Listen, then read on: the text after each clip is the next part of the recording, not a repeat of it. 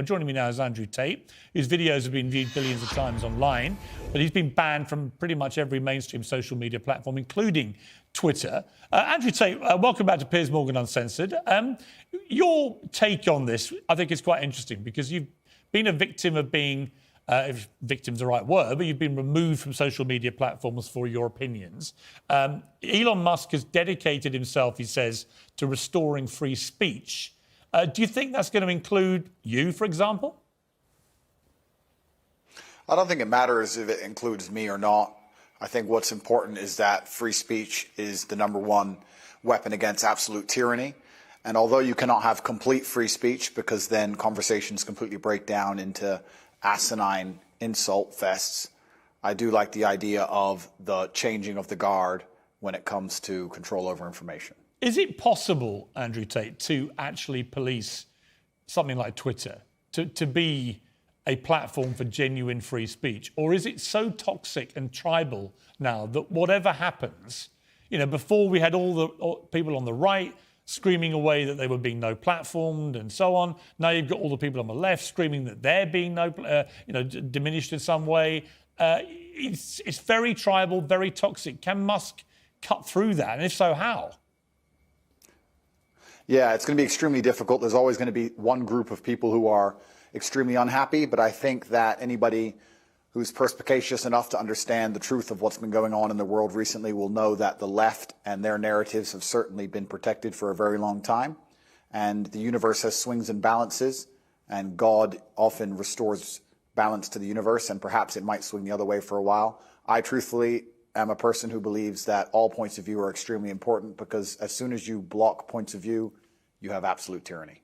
And in a way, it's sort of self-defeating, isn't it? Because you carried on getting huge attention. It was interesting to me that when you came on the show, for example, we've had, I think, nearly 6 million people have viewed the whole interview that we did, which is a huge number of people, certainly far higher than watched it on conventional television. So you have a whole world out there online which operates away from social media platforms. Yeah, I've been very, very successful in spite of them, but not many people can do that. I'm in a pretty unique position, but I think that everybody needs a voice to a degree, and social media platforms are now the most important platforms on the planet.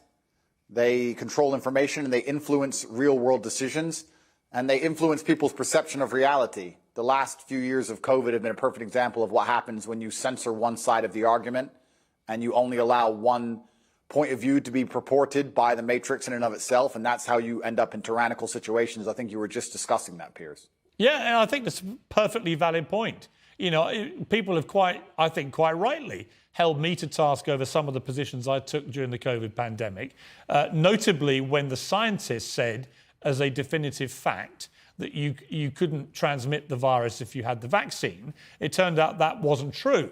And I based my observations on that supposed fact and said, right, well, in that case, if you refuse to be vaccinated, you shouldn't get the same rights as people who've been vaccinated. If it's true that if you're unjabbed, you can pass it on. It turned out, actually, there's not much difference whether you've been vaccinated or not. And at that point, I changed my mind. But I felt that there were a lot of people who were being deplatformed from Twitter at the time for questioning the validity of scientific statements, and they would then be a complete U-turn. So I do think it was a very interesting period, actually, for testing what free speech means. It was actually worse than that. You're right, Piers, but it was actually worse than interesting, because what happens is when you censor an entire side of the argument and only allowed one side of the argument to have a voice, you are changing reality in real time. You are shaping the world. The only reason that scam continued as long as it did, and the only reason people didn't get to see their own parents get buried, and the only reason people sat and missed cancer appointments because they were scared of the common cold, was because they were censoring anybody who said anything contrary to the purported version of events that the mainstream media decided they want the entire world to swallow. It's beyond simply interesting, and it's beyond simply funny or coincidental. Yeah, I mean, I will challenge you on one thing. It's not the common cold, right? COVID-19 has killed 6.6 million people. It is one of the most deadly viruses, certainly of our lifetime. So it wasn't the common cold, but I do think it is completely justified for people to say we should be more cautious, I think, about accepting during fast-moving pandemics the word of scientists as being sacrosanct, because on a number of things, from the use of masks to the efficacy of vaccines in preventing transmission, they did massive U-turns. I've read enough history books to know that the people who do the censoring are never the good guys. And they've been censoring a lot of arguments for a very long time in the name of good. They are weaponizing virtue, and it's always in the name of tyranny. Anybody who is out here trying to silence an entire side of an argument on any subject, whether it's COVID-19, immigration, anything else, they are the evil people who are out for absolute mind control of the populace. And they should be feared. I certainly agree. I certainly agree that I think the healthiest thing for any democracy is for all views to be aired and debated. We seem to have lost the ability to debate. You know, when I interviewed you, yeah, we had a few fractious moments, but actually, I thought it was a pretty spirited debate between people who perhaps had, you know, preconceived views of each other. And I've got no problem interviewing you now about these because I think you have an interesting take on this stuff.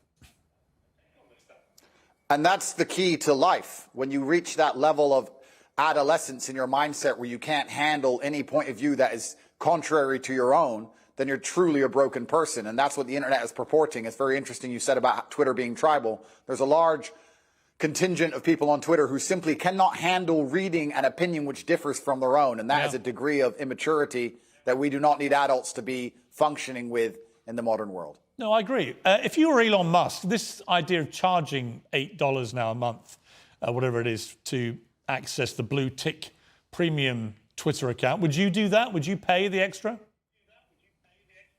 I think that social media companies for a very long time have lived in an absolute fantasy where they've printed money from thin air by charging people for pixels. And they grew into these large conglomerates with too many staff sitting around doing nothing, having coffee breaks. And Elon Musk is a businessman. He's walked into the office and he's firing a bunch of people who are messing around doing nothing. And he wants his business to make money, as it absolutely should. And how he decides that happens is his prerogative. I don't see why we should sit and accept that a website needs 200,000 people sitting around discussing in long meetings, sitting on beanbags about policy of human rights of some garbage, when he's come along and said, no, I'm a businessman. We're going to charge for our service. We're going to reduce the number of staff. And we're going to be a functional, coherent company, as they should be. And it's his prerogative to do it, as he's bought the company. I think he can do whatever he wants. Yeah, I mean, I don't disagree, because I remember the appalling censorship of the New York Post exclusive about Hunter Biden, the son of the president's, about his laptop. This is 3 weeks before the election that Joe Biden won. He was heading, you know, to a possible victory, but it was tight. And that story, they reckon, could have tipped it either way. But it was completely suppressed and censored, starting with Twitter, then Facebook, then others. Twitter literally locked out the New York Post account for 2 weeks for breaking a completely true story. And I thought that was shameful. It's worse than shameful. It's worse than shameful. When you control information, you control the real world. They affect the real world in real time. They are genuinely affecting the reality people live in. They are not just a company. They're not just a social media platform. It affects absolutely every single person on the planet when it changes who is elected. I don't want to comment specifically on Hunter Biden or the laptop. I would never kill myself. But I don't think it's fair that they would hide certain key information that close to an election. And the fact that they've done that was done specifically to affect the world that we all live in. And we all have to suffer the consequences of those things. So to sit and say that these companies can just do whatever they want, they're private, etc. No, free speech is beyond important for democracy. It's important for the reality that we exist under. Andrew Tate, thank you for joining me. I appreciate it. Thank you, friend.